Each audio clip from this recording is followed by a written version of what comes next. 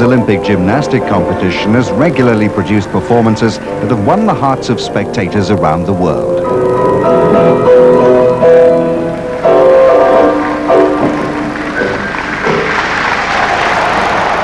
In addition, because of the number of disciplines contested, those gymnasts have tended to amass more medals than their counterparts in other sports.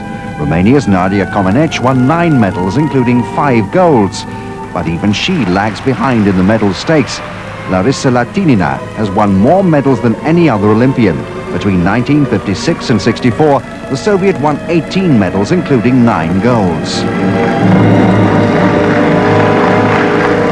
Věra Čáslavská of Czechoslovakia is the second highest placed woman on the medal table with 11. The third woman on the list is a Hungarian gymnast. She won her first Olympic medal at the grand old age of 31. In total, she won 10 medals, including 5 golds. Her name is Agnes Keleti. Born of Jewish parentage in Budapest in 1921, Keleti took up gymnastics at the age of 4.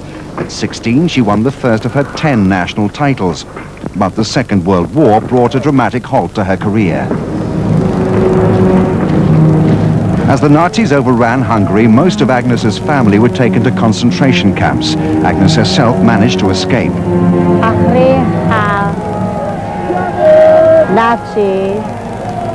After the Nazis invaded Hungary, I managed to buy the identification papers of a Christian girl. She was around the same age as me. All the Jews in Hungary at that time were required to wear a yellow star for identification, but I refused to wear it. With my false papers, I managed to escape into the country. I stayed in a remote village where nobody knew me, and I found work as a maid.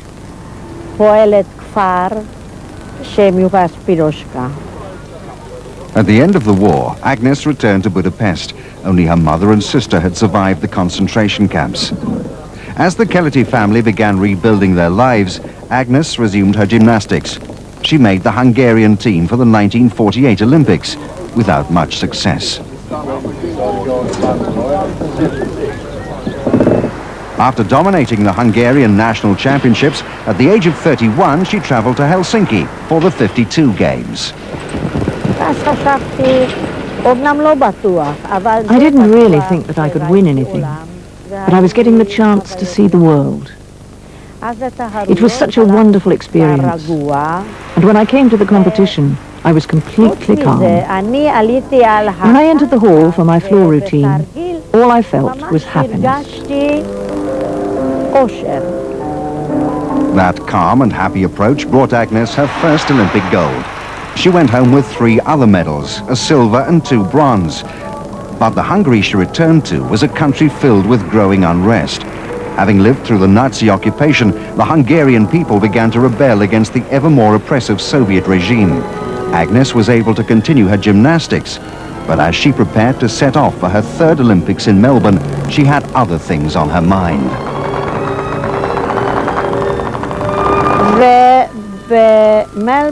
We left Hungary for Melbourne in the middle of the uprising, 2 weeks before the trouble really blew up. And so in Australia I was much more occupied with worries about the future of my country than how I would do in the competition. Whatever worries were troubling Agnes, they didn't appear to affect her performances.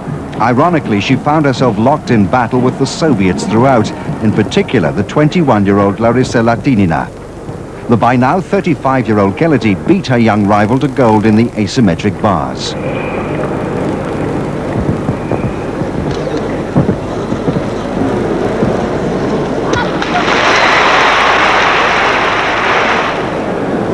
Although a lapse in the vault by Keleti handed the all-round gold to Vossen, Agnes won a 2nd gold in the balance beam.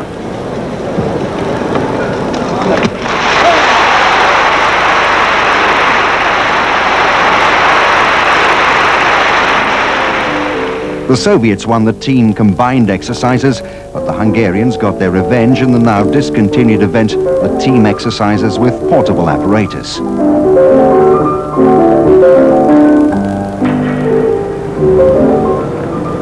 Keleti finished with 4 golds and 2 silvers, to Latinina's 4 golds, 1 silver and 1 bronze. Gold in the floor exercise was shared by the two.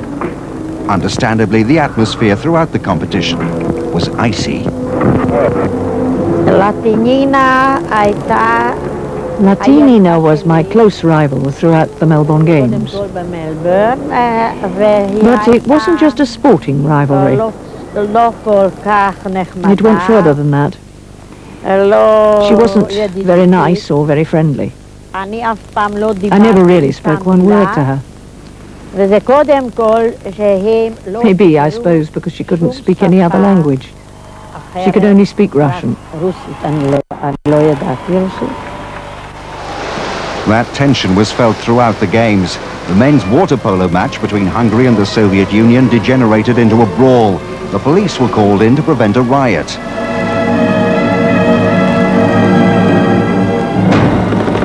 While Keleti and her teammates had been in Melbourne, 200,000 Soviet troops had invaded Hungary to put down the revolt against communist rule.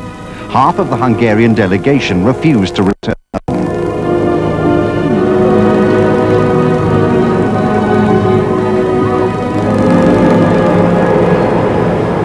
Keleti herself stayed in Australia, managing to get her mother and sister out of Hungary to join her, but she couldn't settle, and after 8 months, she moved to Israel and became an Israeli citizen.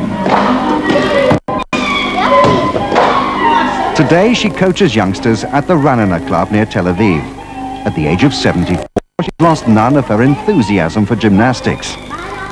However, one aspect of the modern sport saddens her: the fact that competitors are getting younger and younger. The gymnasts, especially female competitors, are often considered to be too old by the age of 20. Agnes fears that young girls are being forced to retire to face a future without the glamour of competition, having missed the education and upbringing necessary for them to cope with life away from the spotlight. There is no need for this. It's the fault of the trainers who find it easier to cope with younger girls. It's much easier for them. But there's no reason why gymnasts can't continue to progress and compete after the age of 20. And if today's coaches need living proof of what can be achieved under any circumstances, then there can be no better example than Agnes Keleti.